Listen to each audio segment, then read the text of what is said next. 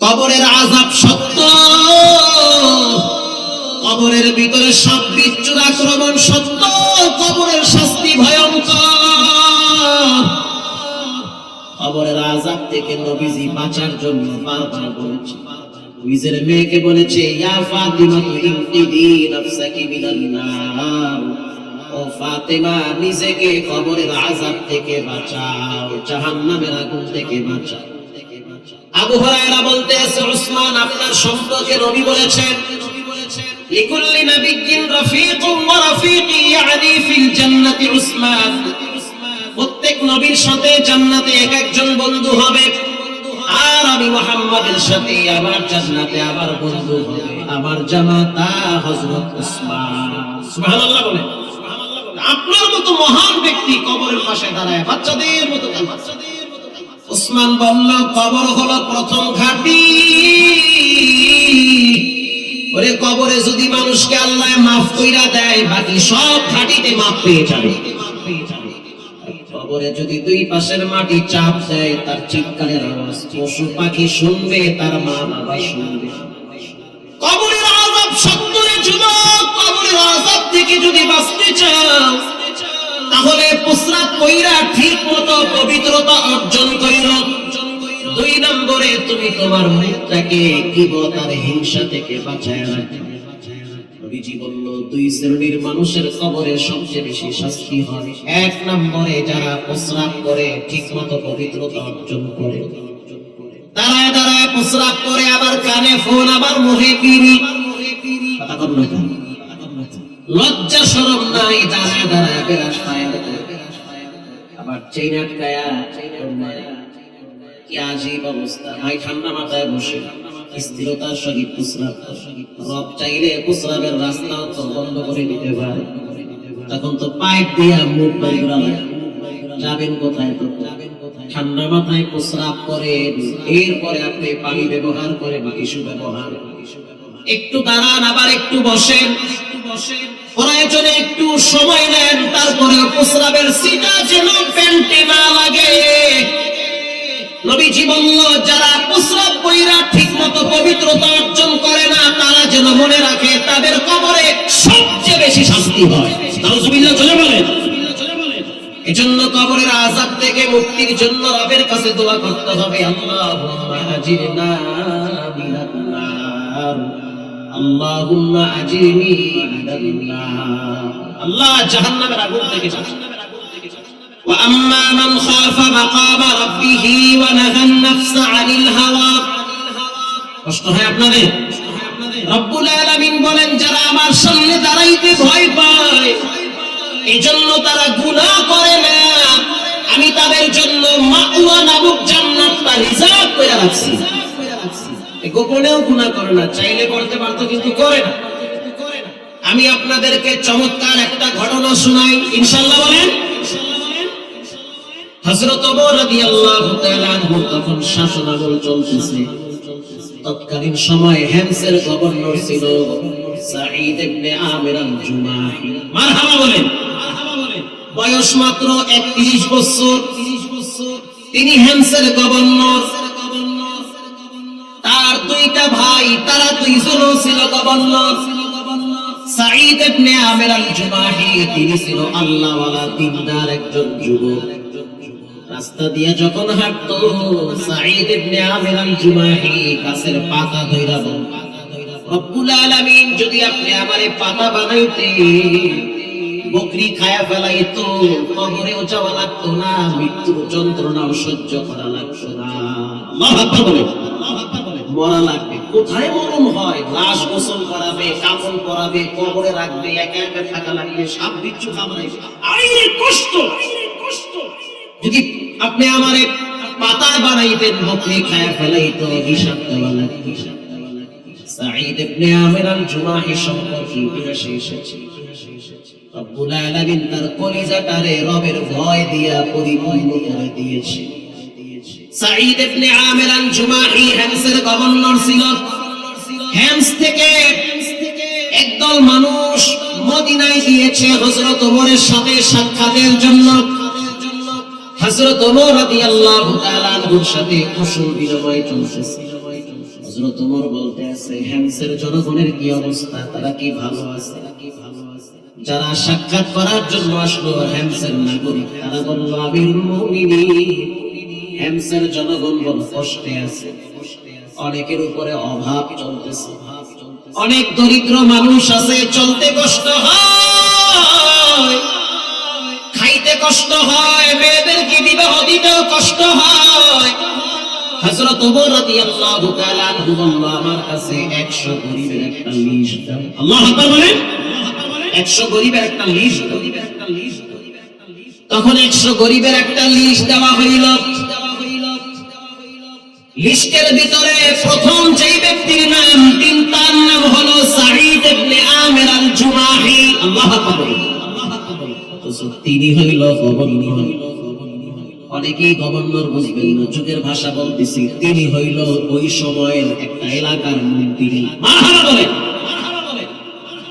100 গরিবের লিস্টের ভিতরে প্রথম নাম হলো মন্ত্রী। তিনি হইল সবচেয়ে বেশি গরিব। আর আমাদের দেশের মন্ত্রী এমপিরা কয়েক বছর ক্ষমতায় থাকলে কানাডায় বেগম পাড়ায় কয়েকটা বাড়ি হয়, রাতারাতি আঙ্গুর ফুলে কলা গাছ হয়ে যায়। পিএস এর অ্যাকাউন্টে পাওয়া যায় 90 লক্ষ টাকা। শুধু তাই না, মন্ত্রীর গাড়ির ড্রাইভারের 6টা বাড়ি ঢাকায়। সুবহানাল্লাহ, কত বড় সব নাম দেশের দুর্নীতি। সব কইলে খারাপ হয় না, দুর্নীতিবাজ। অনেকে মনে করেন দুর্নীতি মানে সম্মানী একটা বিষয়। এরা হলো ইন্টারন্যাশনাল চোর, যারা জনগণের হক নষ্ট করে, জনগণের টাকা চুরি করে, বাহিরে পাচার করে। এরা হলো সবচেয়ে বড় ধোঁকাবাজ। সাঈদ ইবনে আমির আল জুমাহির নাম দেখে হযরত ওমর অবাক হয়ে গেল। একবার না কয়েকবার তাকায় দেখলো মন্ত্রী সবচেয়ে বড় গরিব। হযরত ওমর রাদিয়াল্লাহু তাআলা 1000 স্বর্ণ মুদ্রার একটা প্যাকেট দিয়ে দিয়েছে প্রতিনিধির কাছে, যাও এটা নিয়ে সাঈদ ইবনে আমির আল জুমাহির কাছে উপহার দাও। মারহাবা বলে। তিনি গরিব মানুষ, আমি তাকে উপহার দিলাম, হাদিয়া দিলাম, তাকে ব্যবহার করতে। প্রতিনিধি এবার চলে গেল সাঈদ ইবনে আমির আল জুমাহির বাসায়। যাওয়ার পর থালাটা নিয়ে যখন সামনে রাখছে, তখন সাঈদ ইবনে আমির আল জুমাহি চিৎকার করে বলল, ইন্না লিল্লাহি ওয়া ইন্না ইলাইহি রাজিউন। স্ত্রী ঘরের ভিতর থেকে বলল, স্বামী আমার, হযরত ওমর কি মারা গেছে নাকি? না, মারা যায় না। তাহলে মুসলিম কোন কাফিরি বেঈমানরা দখল করছে বলে না, তাহলে কোন মুসলমান শূন্য গ্রেফতার হয়েছে বলে না, তাহলে কি দুঃসংবাদ, কোন মুসলিম অধ্যুষিত এলাকায় কি ভয়ঙ্কর আক্রমণ হয়েছে বলে তাও হয় নাই। সাঈদ ইবনে আমির আল জুমাহি বলল, বিবি আমার, তার চাইতো ভয়ঙ্কর কিছু জিনিস আমার কাছে আসছে। কি আসছে বলে, আমার কাছে দুনিয়া আসছে। আমি চাই না দুনিয়ার কুকুর হইতে, আমি চাই না দুনিয়া সুখ আর আমি আখিরাত থেকে দূরে চলে গেলাম, এটা আমি চাই না। আল্লাহু আকবার বলেন। দুনিয়া বিমুখ একজন মানুষ সাঈদ ইবনে আমির আল জুমাহি। বিবি আমার, আমি চাই তুমি আমার সহযোগী হও, আশেপাশের প্রতিবেশীর মাধ্যমে বন্ধন করে দাও, নীরবে জীবন পার করে যেতে চাই। মুমিনরা তো লম্বা টাইম কবরে থাকবে, জামাইয়া বিচারের ময়দানে মুমিনরা হাসতে হাসতে জান্নাতে ঘর হবে। ঠিক না বেঠিক? ঠিক না বেঠিক? দুনিয়ায় এত কিছু আমার প্রয়োজন নাই, তুমি আমার সাথে সহযোগী হও। মহল্লার ভিতরে কারা কারা গরিব, কাদের মেয়ে বিবাহ হয় না, কার সন্তান প্রতিবন্ধী, কার স্ত্রী মারা গেছে, কার স্বামী মারা গেছে, তাদের নাম লিস্ট করো, তাদের কাছে হাদিয়া দিন। প্রতিনিধি আবার চলে গেল মদিনায়। যাওয়ার পরে বলল, আমিরুল মুমিনিন, গভর্নরকে যে হাদিয়া দিয়েছেন নেই নাই, পুরো হাদিয়াটা প্রতিবেশীদের মাঝে বন্টন করে দিয়েছে। হযরত ওমর বলতে আছে, কি বললা, এটা তো অবাক করার বিষয়। আমি তাকে দেখার জন্য হেমস সফর করি। হযরত ওমর রাদিয়াল্লাহু তাআলা আনহু কিছুদিন পরে হেমসে আসার পর পুরা হেমসবাসী তার সাথে মুসাফা করেছে। হযরত ওমর রাদিয়াল্লাহু তাআলা আনহু বলল, আগামীকাল ফজরের নামাজের পর পুরা এলাকার জনগণ যেন মসজিদে উপস্থিত হয়। আর এই দেশের গভর্নর সাঈদ ইবনে আমির আল জুমাহি তিনি জনগণের পাশে উপস্থিত থাকে। পরের দিন ফজরের নামাজের পর হাজার হাজার জনগণ, মসজিদে জায়গা হয় না, বারান্দায় জায়গা হয় না, সব বাহিরে বসে আছে, দাঁড়িয়ে আছে। হযরত ওমর রাদিয়াল্লাহু তাআলা আনহু তিনি মিম্বরে বসে পড়েছেন। রাষ্ট্রপ্রধান এমন হওয়া উচিত মাঝে মাঝে গোপনে জনগণের কাছ থেকে মন্ত্রী এমপিদের খবর নেওয়া, ঠিক না বেঠি? তোমার মহল্লার এমপি সব বলে কি এলাকায় আসে না খবর নেয়, খালি ঢাকায় গুলশানে ঘুমায় আর বিড়ি খায়। হযরত ওমর রাদিয়াল্লাহু তাআলা আনহু এলাকার এমপি সাহেবকে পাশে বসাইয়া জনগণকে সামনে নিয়ে হযরত ওমর এবার উপস্থিত জনসাধারণের মাঝে বক্তব্য দিলেন। আল্লাহুম্মা লাকাল হামদু কুল্লু, মারহাবা বলেন, ওয়া লাকাশ শুকরু কুল্লু, লাকাল হামদু বিল ঈমান।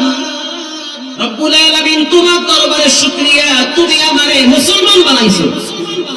তোমার দরবারে শুকরিয়া যে তুমি আমার ঈমান বানাইছো। তোমার দরবারে কোটি কোটি শুকরিয়া, তোমার কোরআনের নূর আমাদের সিনায় দান করেছো। এলাকার জনগণ এই লোকটা কি তোমরা চিনো? বলে হ্যাঁ চিনি। কে তিনি? বলে তিনি হইল গভর্নর। মারহাবা বলেন। নির্দ্বিধায় তোমরা বলতে পারো তোমাদের গভর্নরের কোন সমস্যা আছে কি? তার দোষ ত্রুটি যা আছে তার সামনে আমাকে বলো। তার সম্পর্কে তোমাদের অভিমত কি? পিছন থেকে একজন যুবক দাঁড়ায় বলতে আছে, আমিরুল মুমিনিন, আমার একটা অবজেকশন আছে। হযরত ওমর আবার অবাক হয়ে গেল, এর ব্যাপারেও কি আবার মানুষের মাঝে অবজেকশন থাকতে পারে? হযরত ওমর বলতে আছে, বলো তার ব্যাপারে কি কমপ্লেইন রয়েছে? ওই ব্যক্তি বলতে আছে, আমিরুল মুমিনিন, আমাদের গভর্নর সাহেব প্রতিদিন সূর্য ওঠার পরে অফিসে আসে, সূর্য ওঠার আগে অফিসে আসে না। যখন সূর্য তীব্রহ অর্থাৎ পরিপূর্ণ রূপ ধারণ করে বেলা হওয়ার পরে সে অফিসে আসে। প্রতিদিন দেরি করে অফিসে আসে। হযরত ওমর তো অবাক হয়ে গেল, এটা তো বড় অপরাধ, কেন সে দেরি করে আসে? হযরত ওমর সাঈদ ইবনে আমির আল জুমাহিকে প্রশ্ন করল, ও মন্ত্রী সাহেব, কেন প্রতিদিন দেরি করে আপনি অফিসে আসেন? সাঈদ ইবনে আমির আল জুমাহি বলল, আমিরুল মুমিনিন, জীবনে কোনোদিন এই বিষয়টা মানুষের সাথে শেয়ার করি, এটা গোপন বিষয়, আজকে আমাকে বলতে বাধ্য হয়েছে, আমি বলতে চাই না যে আমার এই বিষয়টা মানুষ জানে। যেহেতু হাজার হাজার মানুষের সামনে আমাকে দাঁড় করায় দিছে, অবশ্যই মানুষের মাঝ থেকে ভুলটাকে ভাঙতে হবে, ঠিক না বেঠিক? আমি প্রতিদিন দেরি করে এজন্য আসি, আমার ঘরে কোনো চাকর নাই, কোনো খাদেম নাই, কোনো খাদেমা নাই, নিজের হাতে আটা গুইলা গুইলা রুটি বানাই, কারণ আমার বিবি অসুস্থ। আল্লাহু আকবার বলেন। মন্ত্রী সাহেব নিজে আটা গুইলা রুটি বানায়, এই কাজটা প্রতিদিন আমার করা লাগে। তাকায় দেখেন আমার হাতগুলা ফসকা হয়ে গেছে রুটি বেলতে বেলতে। আমার টাকা নাই যে আমি একজন চাকর ঘরে রাখবো, একটা কাজের মানুষ ঘরে রাখবো, সেই সম্পদ আমার নাই। হযরত ওমর রাদিয়াল্লাহু তাআলা আনহু বুঝছে যে আসলে বিষয়টা ভিন্ন বিষয়। আরেকজন দাঁড়ায় বলল, আমিরুল মুমিনিন, আমার একটা অবজেকশন আছে, কমপ্লেইন আছে। কি কমপ্লেইন? আমাদের এই রাষ্ট্রপ্রধান গভর্নর সাহেব প্রতি মাসে একদিন তিনি অফিস করে না। আমার ভাষা আপনারা বুঝেন? একদিন তিনি প্রতি মাসে একবার তিনি অফিসে আসেন। হযরত ওমর বলল, কেন তুমি অফিসে আসো? আমিরুল মুমিনিন, যেই পোশাক আমার শরীরে দেখতেছেন, ঘরে মাত্র একটা পোশাক আছে, ওই পোশাক পইরা মানুষের সামনে আসা যায় না। এই জন্য মাসে একবার আমার সব পোশাকগুলো আমি নিজের হাতে পরিষ্কার করি। তো পরিষ্কার করতে গেলে রোদে শুকাইতে শুকাইতে সময় লাগে, এই জন্য আমি অফিসে আসতে পারি। আমি বড় গরিব, আমার তেমন সামর্থ্য নাই নিজের টাকা দিয়ে একটা চাকর রাখবো বা 2 জোড়া জামা কিনবো। আর একজন দাঁড়ায় বলল, আমিরুল মুমিনিন, আমাদের গভর্নর সাহেব মাঝে মাঝে এক জায়গায় বসলে হঠাৎ বেহুশ হয়ে যায়। আল্লাহু আকবার জোরে বলেন। যখন তিনি বেহুশ হওয়ার পরে স্বাভাবিক হয়, মনে হয় তিনি আমাদেরকে চিনে না। মাঝে মাঝে অচেতন হয়ে যায়। হযরত ওমর প্রশ্ন করল, কেন তুমি বেহুশ হয়ে যাও? তখন সাঈদ ইবনে আমির আল-জুমাহি চোখের পানি ছেড়ে দিয়েছে, কান্না করে আর বলে, আমিরুল মুমিনিন, আমার মাঝে মাঝে হঠাৎ মনে পড়ে যায় খুবাইবের শাহাদাতের দৃশ্য। খুবাইব রাদিয়াল্লাহু তাআলা আনহু ইসলামের ইতিহাসে অন্যতম একজন মুজাহিদ ছিল। মারহাবা বলেন। খুবাইব রাদিয়াল্লাহু তাআলা আনহুকে যখন শহীদ করা হয়েছিল, তখন তো আমি বেঈমান ছিলাম, কাফের ছিলাম। হাজার হাজার কাফেরদের মাঝে আমি একজন কাফের, কিন্তু আমি খুবাইবকে মারি নাই। আমার চোখের সামনে দেখলাম খুবাইবের পায়ে শিকল লাগাইছে, হাতের ভিতরে শিকল লাগাইয়া মনে হইতেছে গরুর মতো মাইল শুরু করছে। চতুর্দিক থেকে লাঠি দিয়ে পিটায় আর বলে, খুবাইব তুমি নবীরে শুধু একটা গালি দাও, মুহাম্মদকে শুধু একটা গালি দাও। খুবাইব রাদিয়াল্লাহু তাআলা আনহু চোখের পানি ছেড়ে দিয়া বলতে আছে, খবিস, জীবন চলে যেতে পারে, কখনোই নবীর দিকে একটা কাঁটা বিঁধবে এটা আমি খুবাইব চাই না। আল্লাহু আকবার বলেন।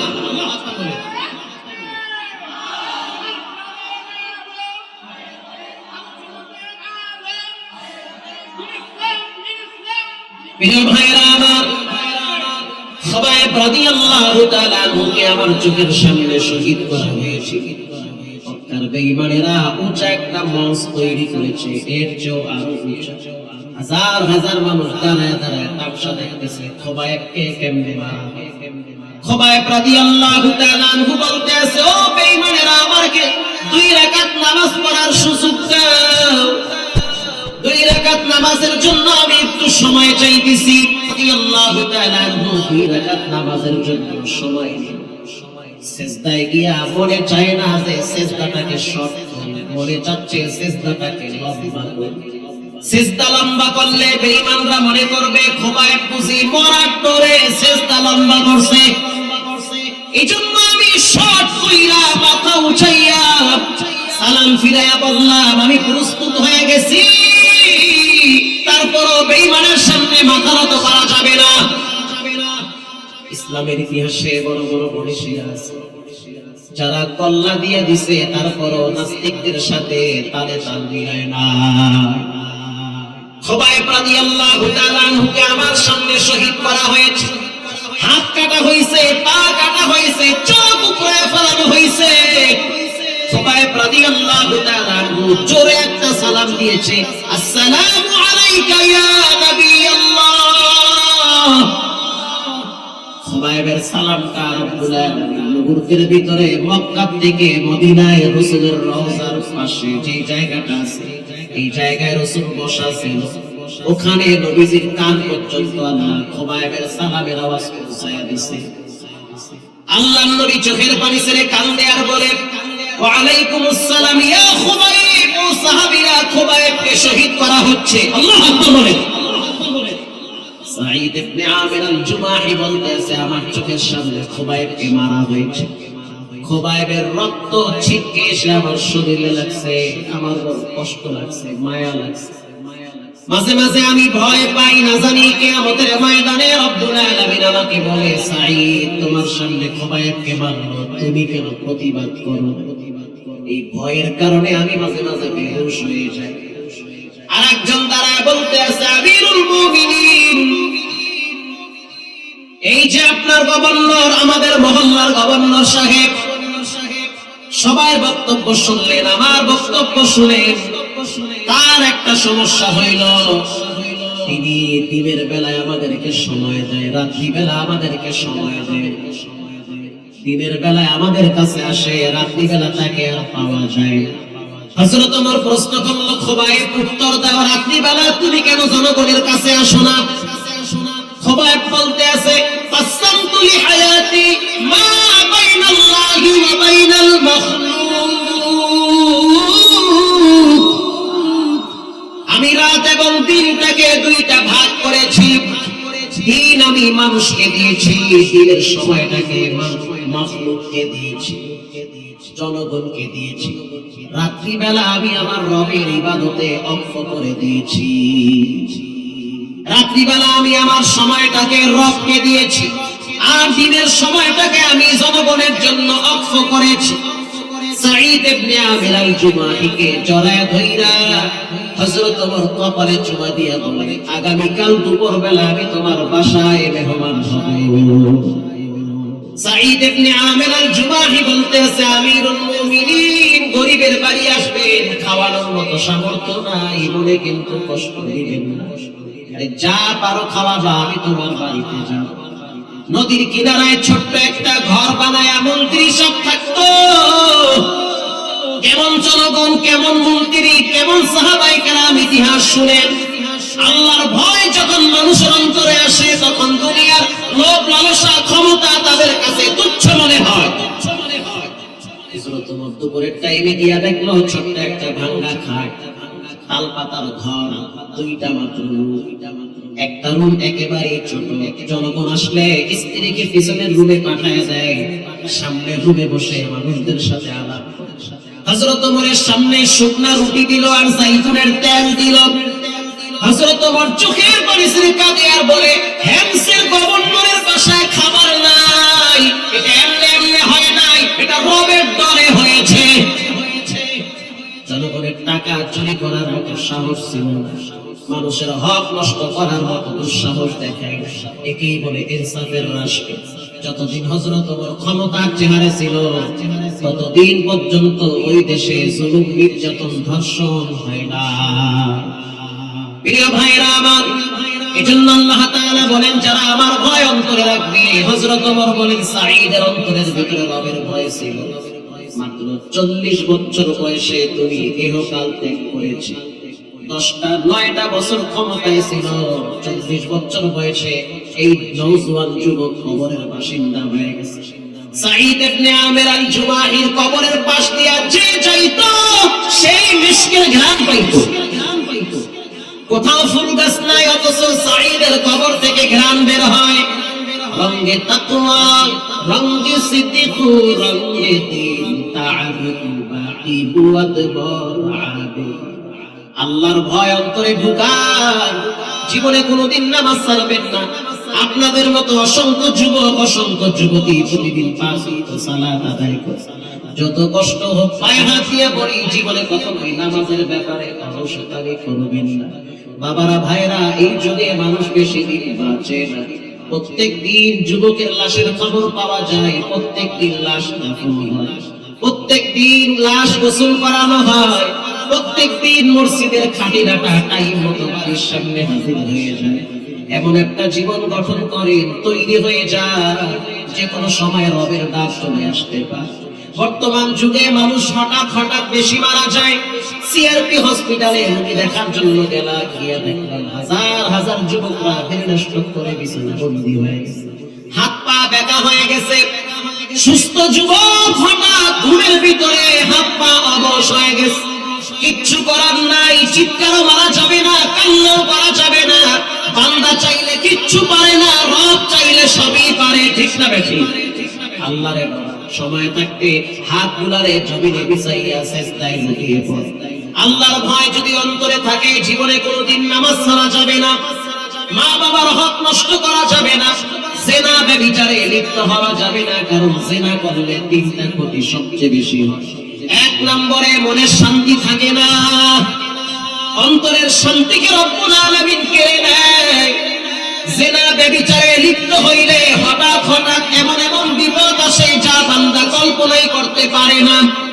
জিনা ব্যভিচারে লিপ্ত হইলে জমিন তার জন্য অভিশাপ। জিনা ব্যভিচারে লিপ্ত হইলে আল্লাহর ফেরেশতারা তার বিরুদ্ধে মামলা দায়ের করে। যদি কেউ বলেন, হুজুর আমি জিনা করছি, পায়ে হাত দিয়ে বলবো, দরজা লাগায় গোপনে তওবা করে, চোখের পানি ছেড়ে বলেন, আল্লাহু হাজিরিন, আল্লাহু নাজিরিন, গুনাহ করেছি মালিক আপনি মাফ করেন। যার হিসাব সে নিয়ে কবরে যাবে।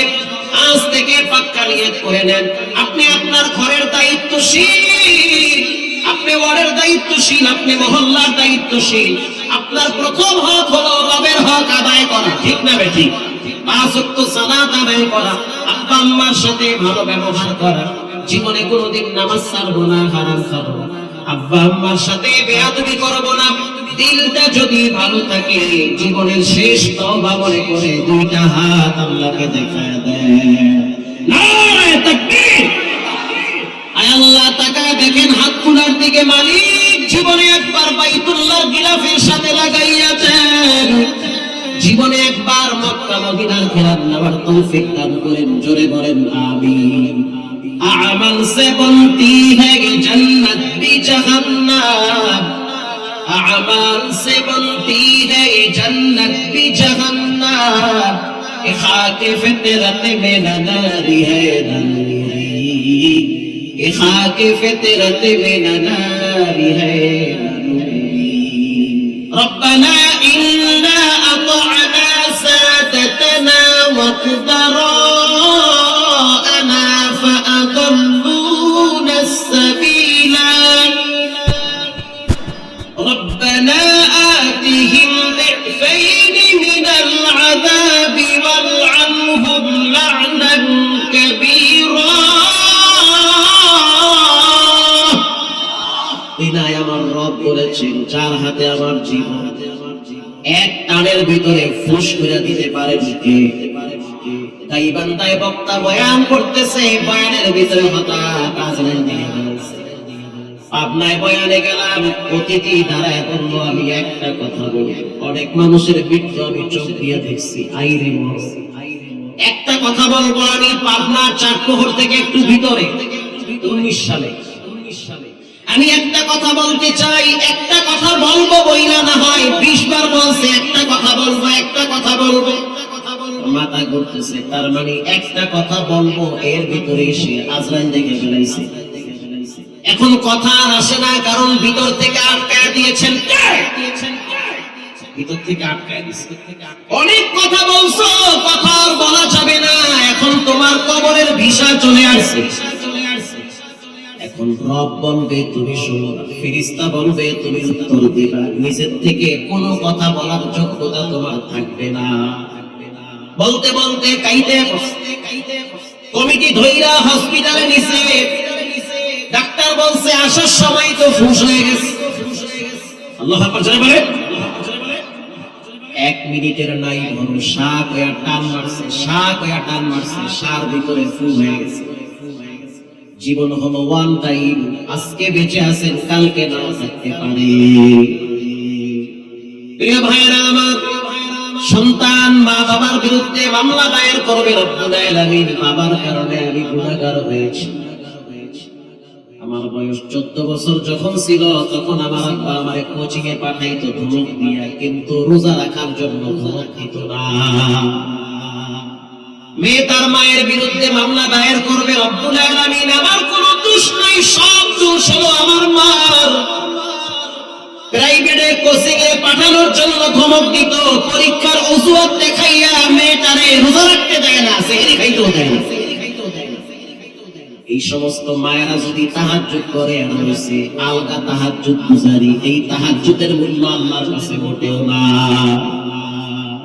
এলাকার মা বোনেরা সাবধান, সন্তানের দায়িত্ব আপনার মাথায়। মেয়েটা সকালবেলা স্কুলে না গেলে ধমক দেন, প্রাইভেটে না গেলে ধমক দেন, অথচ মেয়েটা সকালবেলা ফজর পড়লো না, একদিনও মা বাবা ধমক দেয় না।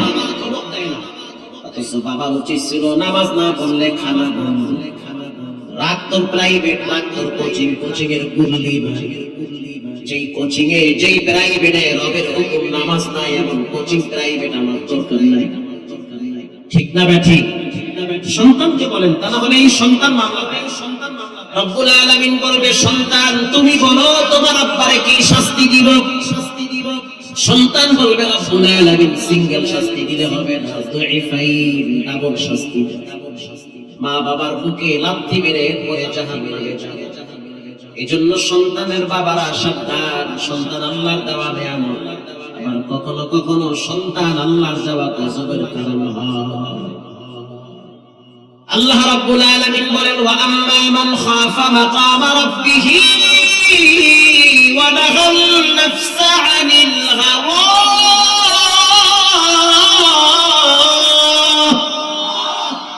আল্লাহ বলে মাহমুদুল হাসান গোপন গুনাহ থেকে তুমি বাঁচো, গোপন পাপ থেকে যারা বাঁচে রব্বুল আলামিন গোপন ভাবে তাদের মর্যাদা সম্মান বাড়ায় দেন। যখন তোমাকে কেউ দেখে না তখন তুমি মনে কইরো রব তোমার দিকে তাকায় রইছে, দরজা জানলা লাগাইয়া চিৎকার মাইরা বলো আল্লাহু কারীম। একবার যদি বলো মালিক গুনাহ করছি, বেইজ্জতি করিয়েন না, সম্মান নষ্ট করিয়েন না, লেখা রাখো আরো কিছুদিন রব তোমারে ইজ্জতের সহিত চালাবে, তুমি সম্মানের সহিত বাঁচবা, মানুষ তোমাকে সালাম দিবে, বুকে টানবে, কপালে চুমা দিবে, মারহাবা বলে। গোপন পাপ মানুষকে গোপন ভাবে ধ্বংস করে। হযরত ওমর রাদিয়াল্লাহু তাআলা আনহু তিনি একজন ন্যায় এবং ইনসাফের প্রতীক ছিলেন, মারহাবা বলে। হযরত বুখারীতে আছে হযরত ওমর রাদিয়াল্লাহু তাআলা আনহু যেই রাস্তা দিয়ে চলতো শয়তান ডরে আরেক রাস্তায় চলতো। সেই ওমর রাদিয়াল্লাহু তাআলা আনহুর কলিজার ভিতরে রবের ভয় কেমন ছিল যুবক শুনে না। হযরত ওমর রাদিয়াল্লাহু তাআলা আনহু যখন রাষ্ট্র ক্ষমতার মসনদে বসা ছিল, ওই সময় তার মাথায় চিন্তা ঢুকছে নবীজি আব্দুল্লাহ বিন হুযাফার হাতে মুনাফিকদের একটা লিস্ট দিয়ে গেছে। আল্লাহু আকবার জোরে বলেন। মুনাফিকদের একটা লিস্ট আব্দুল্লাহ বিন হুযাফার হাতে দিয়ে গেছে নবী মুহাম্মদুর রাসূলুল্লাহ সাল্লাল্লাহু আলাইহি ওয়াসাল্লাম, যে এরা মুনাফিক, এদের জানাজায় যাবা না, এরা মারা গেলে ইন্না লিল্লাহি বলবা না, এরা মুনাফিক, ইসলামের দুশমন। মুনাফিকদের লিস্ট হযরত আব্দুল্লাহ বিন হুযাফার হাতে প্যাকেট কইরা আলমারির ভিতরে ঢুকায় রাখছে, নবীজি দিয়ে গেছে। হযরত ওমর রাদিয়াল্লাহু তাআলা আনহু একদিন রাত্রি বেলা খালি পায়ে জুতা রেখে আস্তে আস্তে হেঁটে হেঁটে হুযাফার বাড়িতে গেছে।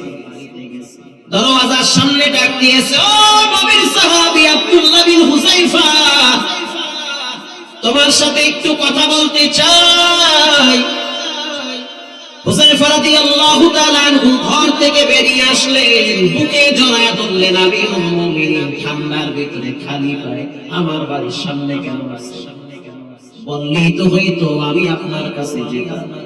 হযরত ওমর বলতে আছে, প্রয়োজন তো তোমার না, প্রয়োজন হলো আমি, আমার প্রয়োজন আমি যাবো, ঠিক না বে ঠিক? প্রয়োজন তো আমার, তোমার তো না। হযরত হুযায়ফা রাদিয়াল্লাহু তাআলা আনহু বলল, বলেন আমি আপনার কি খেদমত করতে পারি? হযরত ওমর বলতে আছে, খেদমত করা লাগবে না, আমি দাঁড়াইয়া আছি, দাঁড়াইয়া থাকবো, শুধু জানতে চাই নবীজি তোমার কাছে মুনাফিকদের লিস্ট দিয়েছে, ওই লিস্টের ভিতরে আমি ওমরের নামটা আছে নি? একটু জানায় দাও, কারণ আমার ঘুম হয় না, বড় কষ্ট হইতে আছে, না জানি মুনাফিকদের লিস্টে আমি ওমরের নামটা চলে আসছে। আর ইন্নাল মুনাফিকিনা ফিদ দারকিল আসফালি মিনান নার, মুনাফিকদের ঠিকানা হবে জাহান্নামের সবচেয়ে নিম্ন স্তরে, ঠিক না বেঠি? ঠিক না বেঠি? হুযায়ফা রাদিয়াল্লাহু তাআলা আনহু বলতে আছে, আমিরুল মুমিনিন রাগ করিয়েন না, মাপ চাই, আল্লাহর নবী আমার কাছে লিস্ট দিয়েছে, কিন্তু মানুষকে বলার জন্য নিষেধ করেছে। এখন আমি আপনারে কেমনে বলি যে আপনার নাম আছে? হযরত ওমর বলতে আছে, বলা লাগবে না, নবীজি না করছে, সেখানে আমার শক্তি নাই যে তোমাকে চাপ দিয়ে আমি জানবো। আমি বাড়িতে চলে গেলাম, কান্না জড়িত কণ্ঠে চোখ দিয়া পানি ঝরতেছে, খালি পায়ে আবার চলে গেল বাড়িতে। পরের দিন বৃষ্টি পড়তেছে, ভিজতে ভিজতে ভিজতে ভিজতে দরওয়াজার সামনে দাঁড়ায় বলছে, হুযায়ফা এতটুকুন বলো যে আমার নামটা খাতায় আছে না? হুযায়ফা বলল, না বলা যাবে না, নবীজি না করেছে। কিছুদিন পরে আবার হযরত ওমর রাদিয়াল্লাহু তাআলা আনহু আয়েশা বলতে আছে, ওরে আব্দুল্লাহ বিন হুযায়ফা, নাম বলার দরকার নাই, শুধু এতটুকুই বলো, আমার মৃত্যুর পর তুমি কি আমার জানাজায় আসবে না? আল্লাহু আকবার বলেন।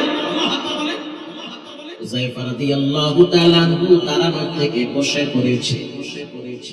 বৈশা বলতেছে আমিরুল মুমিনিন রাসূল বলেছেন ওমর ফিল জান্নাহ, আপনি না জান্নাতের মেহমান হবেন। তারপরও এত কেন ভয়?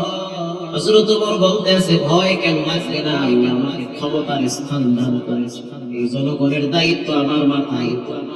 আমার শাসন আমলে যদি একটা কুত্তা না খাইতে খাইতে মরে, হিসাবটা আল্লাহর আদালতে ওমরকেই দেওয়া লাগবে। আর এই দেশের মানুষ শুধু চেহারে বসার জন্য ব্যস্ত হয়ে যায়, নমিনেশন না পাইলে আরেকজনের মাথা ফাড়ায়, ঠিক না ঠিক? জোর কইরা তো ক্ষমতা মানুষ দেওয়ার পরেও নিতে চাইতো না এক সময় সাহাবায়ে হযরত ওমর রাদিয়াল্লাহু তাআলা আনহু যখন বলল যে আমার নামটা আসছে না নাই জানতে চাই না, তুমি আমার জানাজায় আসবে? আমি আপনার জানাজায় আসব। আল্লাহু আকবার বলেন, আল্লাহু আকবার বলেন। হযরত ওমর হাইসা দিয়া বলল আল্লাহর শুকর যে আমার নাম মুনাফিকের খাতায় নাই, আমার নাম মুমিনদের খাতায় আছে। লিকুল্লি নাবিয়্যিন রাফীকুন ওয়া রাফীকি ইয়ানি ফিল জান্নাতি উসমান। ঠান্ডার ভিতরে কষ্ট করে ধৈর্য ধরে বসে লম্বা টাইম ঘুমাইবেন কবরে, সর্বশেষ ব্যক্তিও কবরে 40,000 বছর থাকবে। ধৈর্য ধরে বসে কষ্ট করে দুই চারটা কথা শুনে কাজে আসবে। হযরত উসমান রাদিয়াল্লাহু তাআলা আনহু কবরের পাশে দাঁড়ায়া ফুফায়া ফুফায়া খুব শুধু কাঁদে। একজন সাহাবী প্রশ্ন করল, উসমান আপনার দাড়ি বেয়ে বেয়ে কিসের পানি পড়ে, চোখের অশ্রু কেন কাঁদেন? ভয় লাগে কবরে যাওয়ার পর উসমানের সাথে না জানি কেমন ব্যবহার।